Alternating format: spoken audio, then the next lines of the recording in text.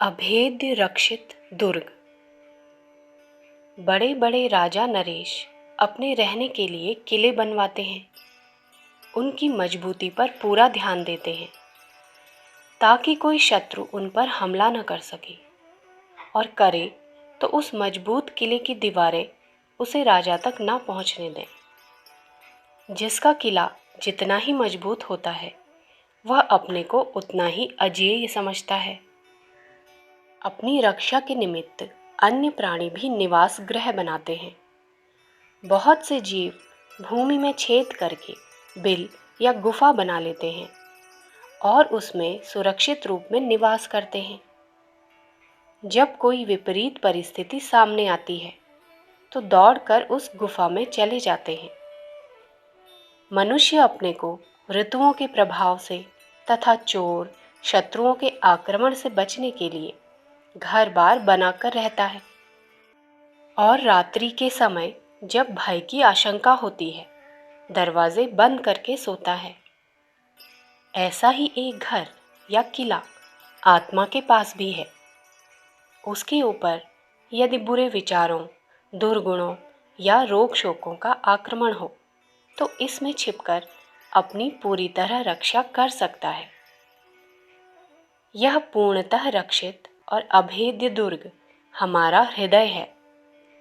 इसमें सदा अखंड शांति का साम्राज्य रहता है और सब प्रकार के विश्राम की व्यवस्था है। जब तुम्हारे ऊपर कोई आपत्ति आए, किसी दुख में चिंतातुर हो रहे हो और दुनिया में कहीं शांति प्राप्त ना हो रही हो, तो अपनी हृदय गुफा में उतरो। किसी एकांत स्थान में आंखें बंद करके बैठो और अपने हृदय मंदिर में धीरे धीरे उतर जाओ। हृदय आत्मा का मंदिर है, इसलिए परमात्मा का भी मंदिर है। किसी बड़े भारी धनी व्यक्ति के सबसे बहुमूल्य कमरे की कल्पना करो। ये बहुत ही उत्तम वस्तुओं से सजा होगा। इसमें बैठने के लिए बहुत ही कोमल बिछौने बिछे होंगे। शीतल वायु, सुगंधित द्रव्यों एवं मंद प्रकाश की भी इसमें व्यवस्था होगी। दुनिया में सबसे अधिक मोहक और आराम देने लायक जो कमरा तुमने देखा हो, उससे हजारों गुना अधिक आनंदप्रद इस हृदय को अनुभव करो। बाहरी दुनिया का ध्यान छोड़कर जितना ही इसमें एकाग्रता पूर्वक प्रवेश करोगे, उतना ही आनंद अधिक आएगा।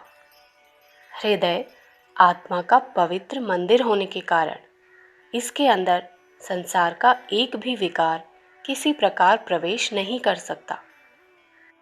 जब तुम इस मंदिर में घुस जाते हो तो तुम्हें बुरी तरह सताने वाले दुष्ट स्वभाव एवं पाप कर्म बाहर ही खड़े रह जाते हैं।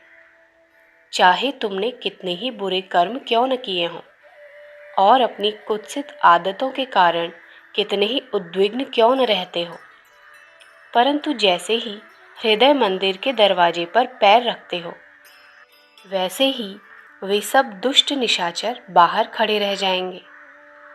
तुम परमात्मा के पुत्र हो, इसलिए केवल तुम्हें ही अपने पिता के राजप्रासाद में प्रवेश करने की आज्ञा है। पाप रूपी दुष्ट चांडालों को द्वारपाल किसी भी प्रकार भीतर नहीं जाने दे सकते। हृदय के इस सात्विक स्थान को ब्रह्मलोक या गौलोक भी कहते हैं, क्योंकि इसमें पवित्रता, प्रकाश और शांति का ही निवास है। परमात्मा ने यह स्वर्ग सोपान हमें सुख प्राप्त करने के लिए दिया है, किंतु अज्ञानवश मनुष्य उसे जान नहीं पाते। आराम के लिए, मनोरंजन के लिए होटलों और नृत्य गृहों में जाते हैं, पर वे नहीं जानते कि इनसे भी बहुत अधिक संतोष देने वाला एक विनोदागार हमारे अपने अंदर है। जब कभी किसी दुखद घटना से तुम्हारा मन खिन्न हो रहा हो, निराशा के बादल चारों ओर से छाए हुए हों, असफलता के कारण चित्त दुखी बना हुआ हो, भविष्य की भयानक आशंका सामने खड़ी हो, बुद्धि किंग कर्तव्य विमूढ़ हो रही हो, तो इधर उधर मत भटको। उस लोमड़ी को देखो, वो शिकारी कुत्तों से घिरने पर भागकर अपनी गुफा में घुस जाती है और वहाँ संतोष की सांस लेती है। ऐसे विषम अवसरों पर सब ओर से अपने चित्त को हटा लो और अपने हृदय मंदिर में चले जाओ। बाहर की समस्त बातों को बिल्कुल भूल जाओ। पाप तापों को द्वार पर खड़ा छोड़कर जब भीतर जाने लगोगे तो मालूम पड़ेगा कि एक बड़ा भारी बोझ, जिसके भार से गर्दन टूटी जा रही थी, उतर गया और तुम बहुत ही हल्के, रुई के टुकड़े की तरह हल्के हो गए हो। हृदय मंदिर में इतनी शांति मिलेगी जितनी ग्रीष्म तपे हुए व्यक्ति को बर्फ से भरे हुए कमरे में मिलती है। कुछ ही देर में आनंद की झपकियां लेने लगोगे। देखा गया है कि कई दिनों से व्यथा से पीड़ित मनुष्यों को जब इस रक्षित अभेद्य दुर्ग में प्रवेश करने को कहा गया तो वे आनंद की झपकियां लेने लगे और उनका बाहरी शरीर भी निद्रा के वशीभूत हो गया। ऐसे शांतिदायी स्थान में एकाएक प्रवेश पा सकना कठिन होता है, इसलिए पहले से ही इसका अभ्यास करना आरंभ कर दो। प्रातः सायं जब अवसर मिले एकांत स्थान में जाओ और किसी आराम कुर्सी या मसनद के सहारे शरीर को बिल्कुल ढीला छोड़कर पड़े रहो। अपने हृदय मंदिर के संबंध में ऊंची से ऊंची शांतिदायक भावना करो। मानो जो कुछ भी शांतिदायक वस्तुएं दुनिया में हो सकती हैं, वो इसके अंदर भरी हुई हैं। हृदय मंदिर का तात्पर्य यहाँ मांस के लोथड़े से नहीं है, वरन सूक्ष्म हृदय से है, जो उसके आंतरिक भागों में रहता है और ज्ञान चक्षुओं से ही देखा जा सकता है।